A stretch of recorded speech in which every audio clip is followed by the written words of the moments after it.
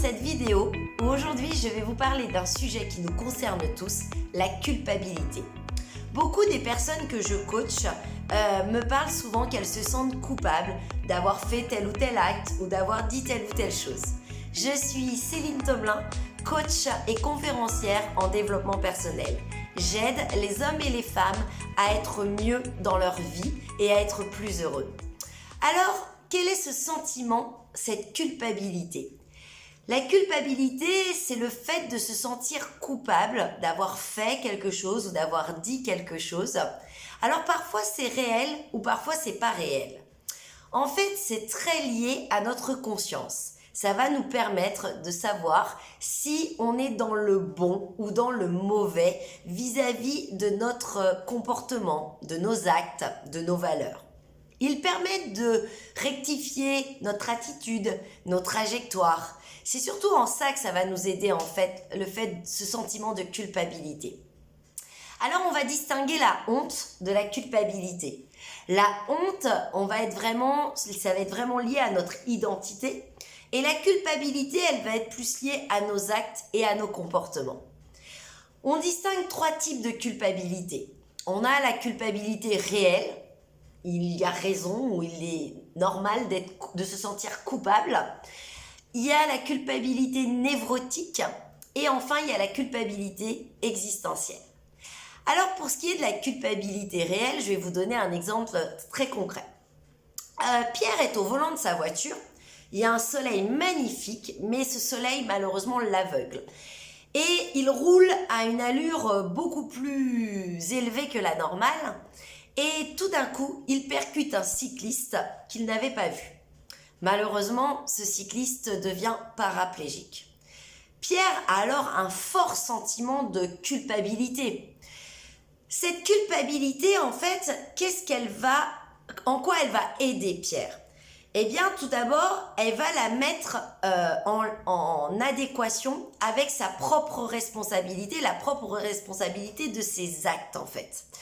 Ce qui est important ici, c'est que effectivement, Pierre va se sentir coupable de cet acte. Cette culpabilité va l'amener à être dans une attitude de réparation. Mais ce qui va surtout être important, c'est que ça va permettre à Pierre de rectifier en fait la façon dont il se comporte sur la route.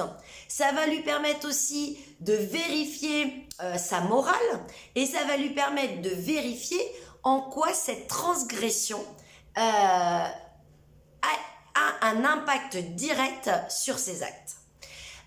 Donc cette culpabilité, elle va vraiment toute sa vie, c'est clair que Pierre ne sera pas le même sur la route et au volant de sa voiture. Donc elle a lieu d'être et elle est réelle.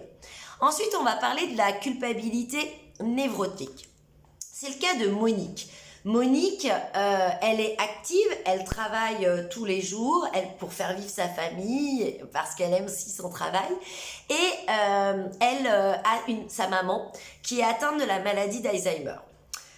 Il arrive un stade où aujourd'hui Monique ne peut plus s'occuper de sa maman et du coup elle doit placer sa maman dans un centre spécialisé pour les maladies d'Alzheimer. Il y a alors une espèce de culpabilité qui arrive chez Monique. Elle se sent coupable de devoir placer sa maman dans ce centre, de ne pas pouvoir l'aider, de ne pas pouvoir être là auprès d'elle chaque jour. Mais cette culpabilité, en fait, elle n'est pas inhérente à Monique.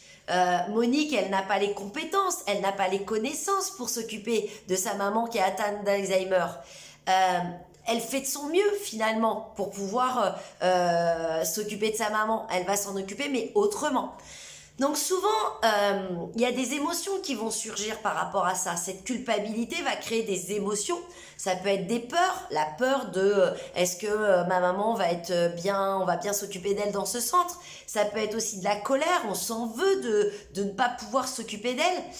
Mais surtout, ce qui est important, c'est que cette culpabilité, elle doit mettre en avant le fait que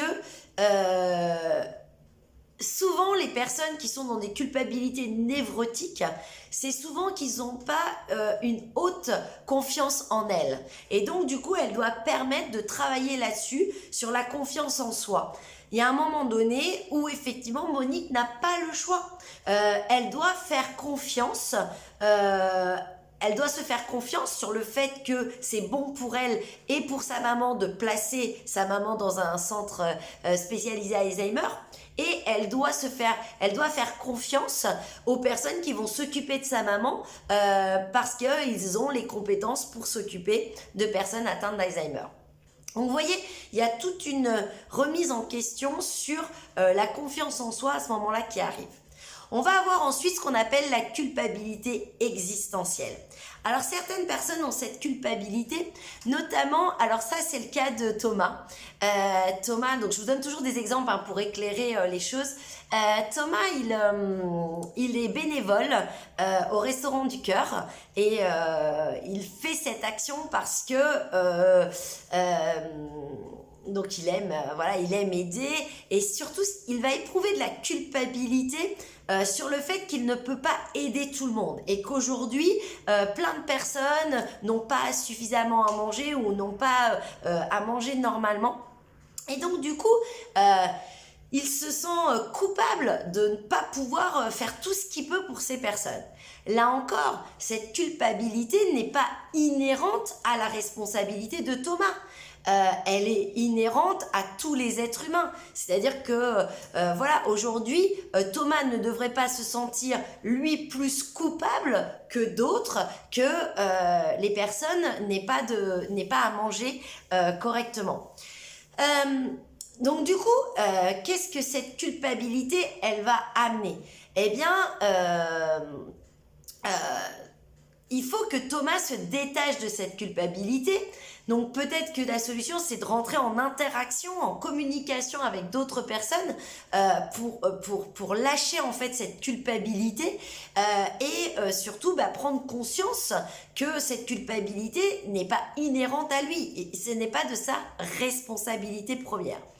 Donc, en fait, si on doit conclure sur cette culpabilité, posez-vous toujours la question de lorsque je me sens coupable de quelque chose, d'avoir fait quelque chose ou d'avoir dit quelque chose, est-ce que elle a lieu d'être cette culpabilité? C'est-à-dire que finalement, est-ce que lorsque j'ai dit ou j'ai fait ça, c'était en adéquation avec mes valeurs, avec ce que je pense ou avec ce que j'aurais fait habituellement ou pas?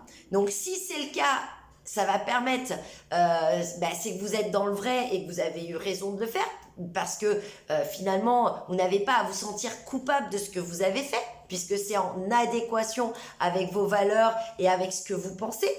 Et puis après, vous avez un autre plan, c'est si c'est pas en adéquation avec vos valeurs, si finalement vous avez peut-être eu tort de faire ci ou de faire ça, eh bien à ce moment-là, il va falloir ça va vous permettre de modifier votre trajectoire, de modifier votre attitude et peut-être à ce moment-là d'en prendre la responsabilité. Ça va déjà être ça d'être important. Je prends la responsabilité que ce que j'ai fait ou que ce que j'ai dit n'était pas correct ou n'était pas en adéquation avec ce que je suis.